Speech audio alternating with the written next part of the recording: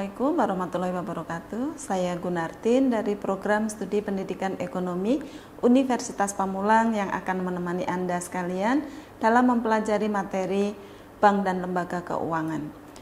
Materi ini akan disajikan selama 30 menit ke depan, jadi jangan terlewatkan. Pada pertemuan kali ini, materi utama yang akan kita pelajari adalah bank sentral.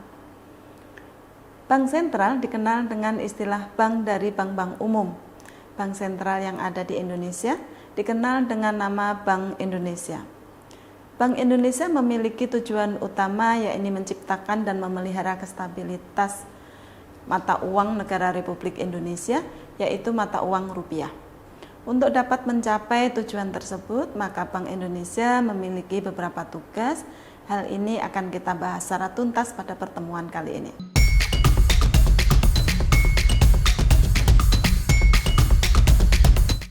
Materi pertama pada pertemuan ini adalah sejarah Bank Indonesia. Bank Indonesia dibentuk pada masa pemerintahan Hindia Belanda, namun belum dengan nama Bank Indonesia. Yang dikenal saat ini melainkan bernama The Javasche Bank. Pada tahun 2008, pada awal pembentukannya, The Javasche Bank diberikan tugas untuk mencetak uang serta mengedarkan uang atau memberikan bank tersebut hak yang bersifat istimewa. Untuk bank ini sebagai bank sirkulasi sekaligus menjadi pionir bagi sirkulasi di wilayah Asia. Selanjutnya, pada masa kemerdekaan, yaitu tahun 1945, pemerintah Indonesia mendirikan sendiri bank sirkulasi sesuai dengan amanat Undang-Undang Dasar tahun 1945 pasal 23, di mana bank sirkulasi tersebut diberi nama Bank Negara Indonesia atau disingkat dengan sebutan BNI. Selayaknya bank sirkulasi, BNI kemudian diberi kewenangan untuk mencetak dan mengedarkan uang, yaitu uang Republik Indonesia atau ORI. Beberapa tahun berikutnya setelah BNI berdiri, pada tahun 1951 muncullah inisiasi untuk membentuk bank sentral di Indonesia. Atas dasar inilah pemerintah kemudian mengambil keputusan membeli hampir seluruh saham yang dimiliki oleh The Javasche Bank, yaitu sebesar 97%, sehingga dapat menasionalisasi bank tersebut. Setelah pemerintah menasionalisasi The Javasche Bank, maka pada tanggal 1 Juli tahun 1953 berdirilah secara resmi Bank Sentral di Indonesia yang dikenal dengan nama Bank Indonesia. Dalam perkembangannya, Bank Indonesia tahun 1968, pemerintah menerbitkan undang-undang mengenai Bank Indonesia yang di dalamnya berisi penjelasan terkait apa yang menjadi tugas-tugas dari Bank Indonesia serta bagaimana kedudukan dari Bank Indonesia itu sendiri. Saat itu, Bank Indonesia menjalankan beberapa fungsi dan peranannya, diantaranya adalah berperan sebagai pemegang kas negara Republik Indonesia, serta menjadi agen pembangunan untuk negara yang baru saja merdeka ini. Serta Bank Indonesia juga berfungsi untuk menyalurkan kredit. Selanjutnya, tahun 1998, Bank Indonesia memasuki fase baru di mana Bank Indonesia ditetapkan menjadi bank independen dengan satu tujuan, yaitu pencapaian serta memelihara kestabilan nilai rupiah yang ditetapkan melalui Undang-Undang Nomor 23 Tahun 1999. Nah, sejak tahun 1999 telah terjadi amandemen terkait undang-undang yang mengatur bank sentral, yaitu amandemen pada tahun 2004 yang fokus utama amandemen ini adalah komponen pelaksanaan wewenang dari tugas Bank Indonesia dan penguatan governance. 4 tahun setelah amandemen pertama, selanjutnya juga terjadi kembali amandemen pada tahun 2008, di mana amandemen ini bertujuan untuk meningkatkan ketahanan perbankan dalam menghadapi krisis global. Hingga saat ini, Bank Indonesia masih berdiri kokoh menjadi bank sentral di Republik Indonesia yang konsisten menetapkan dan melaksanakan kebijakan moneter, baik Bank Indonesia menjadi satu-satunya bank di Indonesia yang memiliki wewenang dalam menerbitkan dan mengedarkan uang kartal di Indonesia. Bukan hanya itu, Bank Indonesia selaku bank sentral juga memiliki kewenangan untuk menarik kembali uang dari peredarannya sekaligus berwenang untuk memusnahkan uang.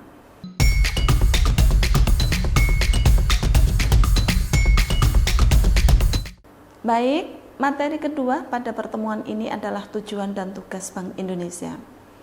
Bank Indonesia selaku bank sentral sejatinya memiliki satu tujuan, yakni mencapai dan memelihara kestabilan mata uang di Indonesia, yakni rupiah. Tujuan inilah yang diupayakan oleh Bank Indonesia melalui berbagai cara yang dirumuskan dalam bentuk kebijakan dan dikenal dengan istilah kebijakan moneter. Agar mata uang rupiah tetap stabil, baik dilihat dari kestabilannya terhadap mata uang dari negara lain maupun kestabilan terhadap barang dan jasa. Dari Hasan 2014. Kestabilan mata uang rupiah terhadap mata uang negara lain dapat dilihat dari bagaimana nilai tukar mata rupiah terhadap mata uang negara lainnya atau yang dikenal dengan istilah kurs. Selanjutnya, kestabilan mata uang rupiah terhadap barang dan jasa dapat dilihat dari perkembangan tingkat inflasi yang terjadi dalam perekonomian pada satu periode tertentu. Dalam mencapai tujuannya ini, menurut Nada 2022, menjelaskan bahwa Bank Indonesia dapat menolak dengan tegas campur tangan dari pihak lain karena pencapaian kestabilan mata uang menjadi tanggung jawab Bank Indonesia. Hal ini tertuang dalam Undang-Undang Nomor 3 Tahun 2004 yang dengan jelas menyatakan terkait tujuan Bank Indonesia dalam mencapai dan memelihara kestabilan mata uang rupiah, serta apa saja yang menjadi batasan tanggung jawab dari Bank Sentral atau Bank Indonesia. Dengan demikian, Bank Indonesia memiliki tanggung jawab yang utuh untuk mencapai dan memelihara kestabilan nilai mata uang rupiah. Dalam mencapai tujuan yang telah dipaparkan di atas, maka Bank Indonesia memiliki tugas-tugas yang dapat mendukung pencapaian tujuan. Menurut Hasan 2014, menyebutkan bahwa terdapat 3 tugas dari Bank Indonesia, yaitu 1. Menetapkan dan melaksanakan kebijakan moneter, di mana kebijakan moneter yang diterapkan di Indonesia dirumuskan oleh Bank Indonesia. Bank Indonesia juga secara aktif menjalankan kebijakan moneter tersebut dengan mengendalikan laju inflasi serta melakukan operasi pasar terbuka yang disingkat dengan OPT. Yang kedua, mengatur serta menjaga kelancaran sistem pembayaran. Bank sentral ini atau Bank Indonesia bertugas untuk membuat aturan-aturan, prosedur, dan ketentuan-ketentuan terkait sistem pembayaran yang berlaku dalam perekonomian. Di Indonesia terdapat 2 sistem pembayaran, yaitu pembayaran tunai dan pembayaran non-tunai. Sistem pembayaran tunai menggunakan uang karta atau uang kertas maupun uang logam dengan nominal yang berbeda-beda tentunya, atau dikenal juga dengan istilah bertransaksi secara cash. Kemudian sistem pembayaran non-tunai menggunakan selain uang kartal seperti cek, biljet giro, kartu, dan uang elektrik. Peraturan-peraturan mengenai sistem pembayaran tersebut dibuat oleh Bank Indonesia untuk menjaga keamanan dan kelancaran sistem pembayaran. Adapun tugas yang ketiga yaitu menjaga stabilitas sistem keuangan, di mana sistem keuangan yang stabil dapat digambarkan dengan kondisi keuangan negara yang dapat bertahan dari pergolakan dalam maupun luar negeri. Bank sentral dalam hal ini adalah Bank Indonesia, bertugas untuk menjaga agar sistem keuangan di Indonesia dapat stabil. Sistem keuangan yang stabil pada suatu negara memberikan dampak positif pada pertumbuhan ekonomi negara tersebut. Jika sistem keuangan stabil, maka aktivitas perekonomian di negara tersebut juga akan berjalan dengan lancar dan dapat mendukung pertumbuhan ekonomi. Kemudian, Bank Indonesia juga membantu kestabilan sistem keuangan pada bank-bank umum. Jika bank umum di Indonesia mengalami permasalahan likuiditas, maka Bank Indonesia dapat menjadi sandarik terakhir bagi bank-bank umum untuk mendapatkan pinjaman dana. Hal ini dikenal juga dengan istilah lender of the last resort. Baik, kita lanjutkan terkait dengan sistem pembayaran sekarang. Terdapat sejarah mengenai perkembangan sistem pembayaran itu sendiri. Sistem pembayaran muncul sejalan dengan munculnya dan berkembangnya alat pembayaran yang dewasa ini kita sebut dengan uang. Pada awal perkembangannya, sistem pembayaran menggunakan sistem barter atau melakukan pembayaran antara barang dengan barang. Pada masa ini, manusia menyadari bahwa tidak segala hal yang mereka butuhkan untuk bertahan hidup dapat mereka hasilkan sendiri, sehingga manusia membutuhkan manusia lain untuk memenuhi kebutuhan hidup. Mereka saling berinteraksi satu dengan yang lain untuk melakukan pertukaran antara barang yang mereka miliki dengan barang yang mereka butuhkan dari orang lain. Seiring dengan berjalannya waktu, dengan semakin bertambah kompleksnya kebutuhan manusia, sehingga semakin tinggi intensitas pertukaran barang antara yang satu dengan yang lainnya, maka mereka mulai menyadari betapa sulitnya menemui saat melakukan transaksi dengan penukaran antara barang dengan barang lain. Salah satu contoh kesulitan ini adalah tidak ditemuinya kesepakatan antara barang yang diinginkan dengan yang ditukar satu sama lain, baik dari jenis, ukuran, jumlah, dan lainnya, sehingga transaksi gagal terjadi. Kesulitan inilah pada akhirnya memunculkan jenis alat pembayaran baru yang disebut dengan uang barang atau uang komoditas. Uang barang ini merupakan benda-benda yang dianggap sebagai alat tukar yang telah diakui dan disepakati oleh masyarakat. Benda atau barang yang dijadikan sebagai uang ini merupakan benda-benda kebutuhan primer seperti teh, garam, biji-bijian maupun tembakau. Nah, saat zaman Romawi misalnya, upah para pekerja diberikan dalam bentuk barang tertentu seperti garam, karena garam saat itu telah diterima masyarakat luas sebagai uang barang atau uang komoditas. Jenis barang yang dijadikan sebagai uang barang saat itu terus mengalami perubahan. Barang yang awalnya dijadikan sebagai uang barang cenderung berukuran kecil seperti teh dan garam. Kemudian bergeser menjadi hewan-hewan ternak, selanjutnya kembali mengalami pergeseran pada hewan ternak menjadi barang-barang seperti sayuran dan lainnya. Kemudian terjadi perubahan kembali pada bentuk alat pembayaran yang digunakan masyarakat, yaitu cangkang kerang atau disebut dengan kowri atau uang kerang. Setelah melewati fase uang barang sebagai alat tukar, berikutnya memasuki fase uang logam. Sebelum dibentuk uang logam pada abad ke-6 sebelum Masehi di wilayah Turki terdapat bangsa Lydia yang membuat uang dengan bentuk mirip cangkang polong yang dikenal dengan sebutan elektrum. Uang ini terbuat dari perpaduan antara emas dan perak dengan komposisi 75%.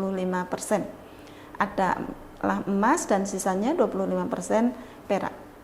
Selain uang yang dibuat oleh bangsa Lydia ini, bangsa Yunani juga membuat uang koin yang pada akhirnya menjadi bakal dari uang logam.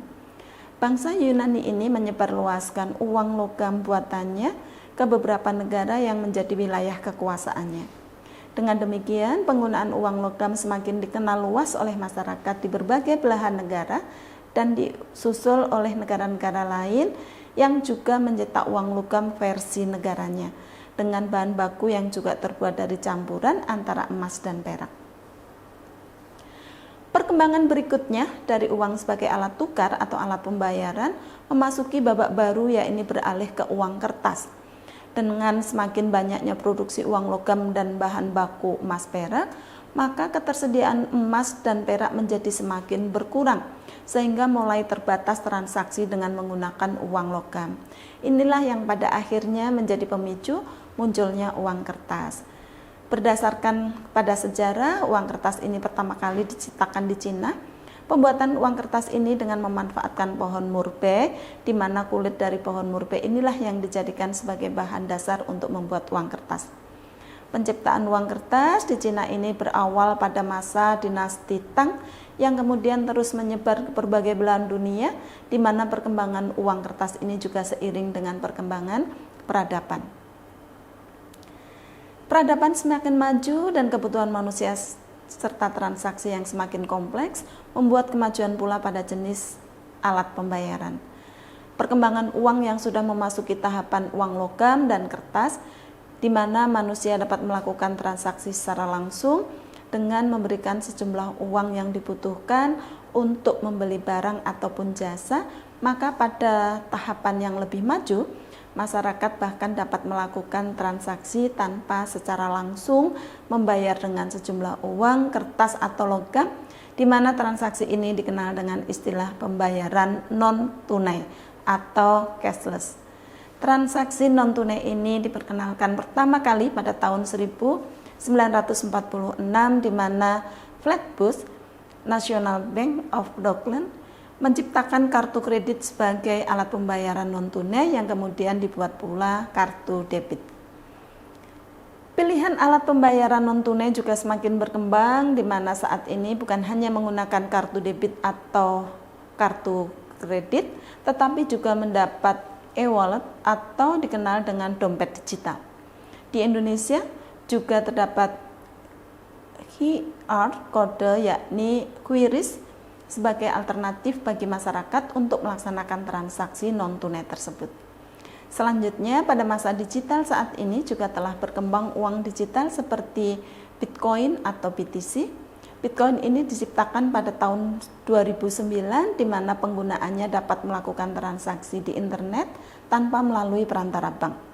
Saat ini terdapat banyak pilihan bagi masyarakat untuk melakukan transaksi, di mana secara garis besar dapat dikelompokkan menjadi dua, yaitu transaksi tunai dan transaksi non-tunai yang tersedia dalam beragam pilihan untuk memudahkan masyarakat melakukan transaksi. Tren penggunaan transaksi non-tunai saat ini semakin meningkat.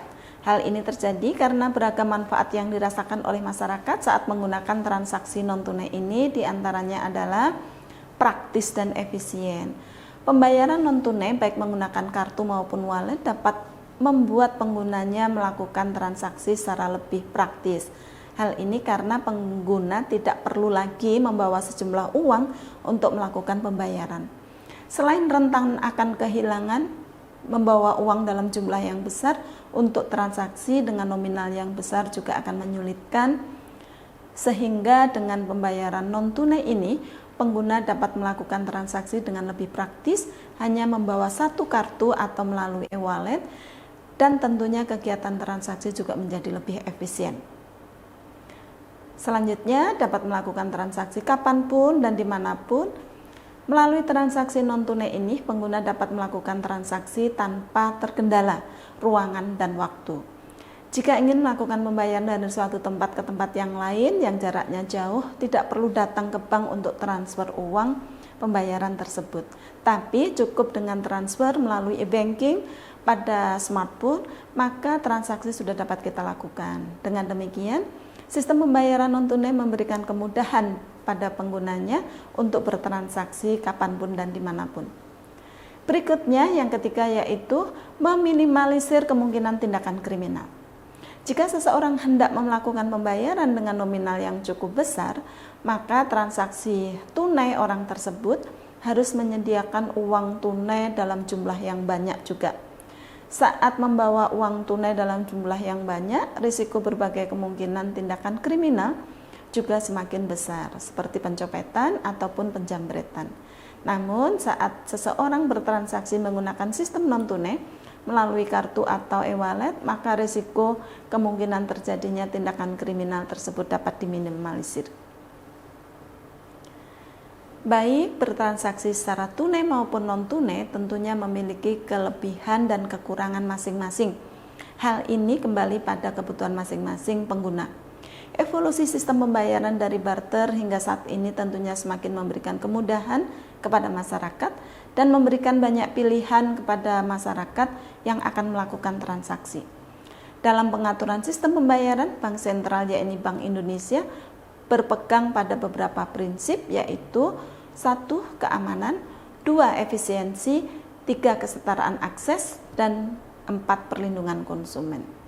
Baik, kita lanjutkan ke materi ketiga pada pertemuan ini adalah mengenai peran Bank Indonesia dalam sistem pembayaran. Dalam sistem pembayaran di Indonesia, Bank Sentral yakni Bank Indonesia memiliki beberapa peran. 1. Regulator dan fasilitator. Sebagai regulator, Bank Indonesia bertugas untuk merumuskan kebijakan-kebijakan yang berkaitan dengan sistem pembayaran. Sebagai fasilitator, Bank Indonesia memfasilitasi kelancaran dari sistem pembayaran di Indonesia sehingga masyarakat dapat bertransaksi dengan lancar. Yang kedua yaitu mengatur perizinan, di mana peran Bank Indonesia ini dalam sistem pembayaran berikutnya adalah mengeluarkan atau memberikan izin kepada pihak-pihak atau lembaga penyedia jasa layanan untuk sistem pembayaran. Peran yang ketiga yaitu lembaga pengawas. Bank Indonesia berperan sebagai pengawas bagi jalannya sistem pembayaran di Indonesia.